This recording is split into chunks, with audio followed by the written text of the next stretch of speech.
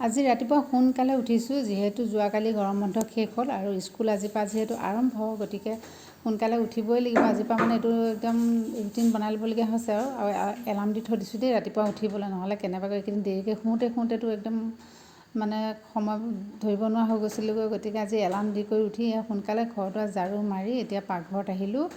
আহি ইয়াত tiffin ready কৰিছোঁ। ইফালে আকৌ ভাতো খাই নাযায় সিহঁতে ৰাতিপুৱা সোনকাল বুলি, গতিকে মানে ৰুটিকে বনাই দিছোঁ খাই যাওক বুলি কিবা এটা, কিন্তু তথাপিও খাবলৈ মন নকৰে সিহঁতে। তথাপিও জোৰ কৰি কিবা এটাতো খুৱাই পঠিয়াব লাগিব মাক হিচাপে। তাৰপিছত আৰু এয়াও কিতাপ সোমাবলৈ ৰেডি। ল'ৰাই আকৌ বাৰে বাৰে চাইছে কিবা ৰৈ গৈছে নেকি বুলি। তাৰপিছত সেয়া ইফালে মই একদম ইউনিফৰ্ম ৰেডি কৰি থৈছোঁ, কিতাপ চিতাপ ৰেডি, সোমোৱাবলৈহে ৰৈ আছোঁ। সি আকৌ বেছিকৈ চাই আছে মানে ক'ৰবাত ৰৈ যায় নেকি, ইমান দিন যিহেতু স্কুল যোৱা নাই। তাৰপিছত সেই কিতাপ সোমোৱালোঁ, পানী বটল টিফিনটো দিবই লাগিব আৰু গৰম যিহেতু পানী লাগে অলপ বেছিয়ে। তাৰপিছত সেই তেনেকৈ সোমোৱাই মেলি দিলোঁ আৰু সিহঁত যোৱাৰ পিছতহে আচলতে আজৰি হওঁ ৰাতিপুৱা সময়খিনি। আৰু ইমান দিন যিহেতু ঘৰত থাকিলে ময়ো মানে একেবাৰে উৎপাত হৈ গৈছোঁগৈ আৰু। তাৰপিছত সি তাকো ইউনিফৰ্ম পিন্ধাই মেলি ৰেডি কৰিলোঁ, কৰাৰ পিছত আৰু স্কুল গ'ল। সিহঁতে স্কুল যোৱাৰ পিছত আৰু মই মানে একদম আৰামছে বহি চাহ একাপ খাবলৈ পালেহে ভাল পাওঁ।